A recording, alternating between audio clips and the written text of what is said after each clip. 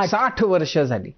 या 60 वर्षांमध्ये तुम्हाला सगळ्यात सुखावणारं काय होतं, सुखावणारा अनुभव जेव्हा की तुम्ही आपण म्हणजे असं तरंगतोय असं असं कोणता काळ म्हणता येईल? काय होतं खांडेकर साहेब, असं होतं की गाणं हा माझा मुख्य स्थायी भाव आहे. रोल तर मी सगळे चांगले केले, म्हणजे मी कुठलेही हातचं राखून काहीच केलं नाही, पण मी कट्यारमध्ये जास्त रमायची. कारण कान इतके तृप्त व्हायचे ना आमचे गाणं ऐकून ऐकून ऐकून. आणि तुम्हाला सांगते, वसंतराव देशपांडे पणशीकरांना म्हणायचे, कारण बुवानं गाणी खूप होती, बुवा गायचे पण.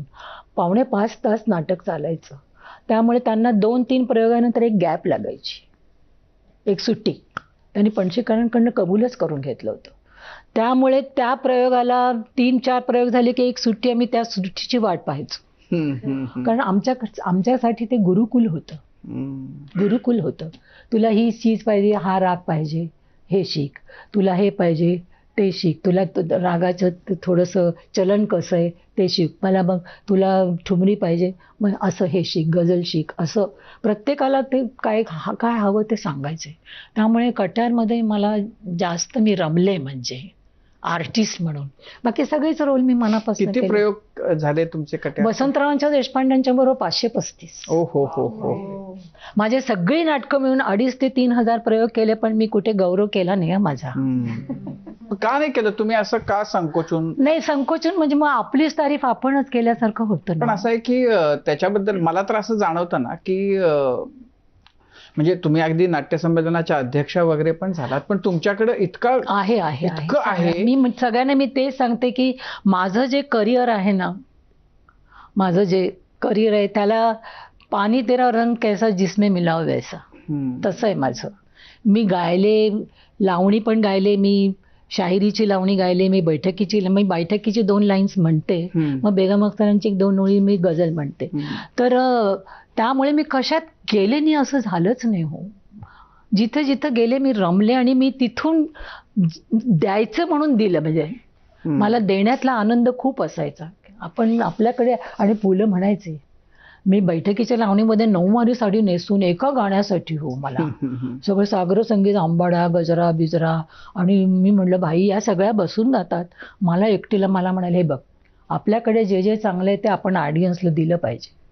तुझ्याकडे आहे ना, तो एक प्रकार आहे ना, अदा करतेस ना, तू डान्सर होतीस, तू करते, मग त्याच्यावर तू अदा करायचास, पण अदा कर, पण अदबी न म्हणायचे मला. असं म्हणायचं मला भाई. आणि पहिली इकडे रानडे, इकडे पुलं, आणि मी मध्ये मला वाचकायला व्हायचं. पण मी म्हटलं, मी केलं ते, पण नाही म्हटलं नाही. त्यामुळे आम्हाला शेवटची एक लावणी आम्हाला सुचत नव्हती, भैरवीची होती, ती बाई सुंदराबाईंची. माझी पण बाई सुंदराबाईंचीच आहे.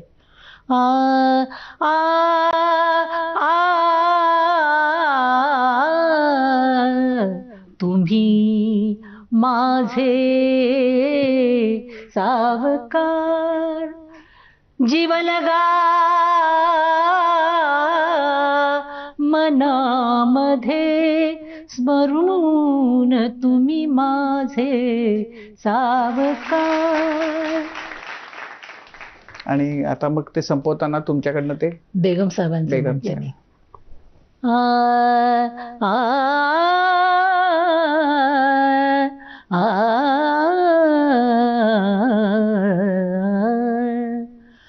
मोहब्बत तेरे अंजाम पे रोना आया,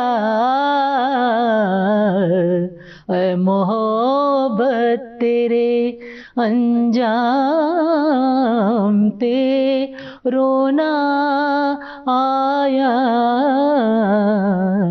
जाने क्यों आज तेरे नाम पे रोना आया.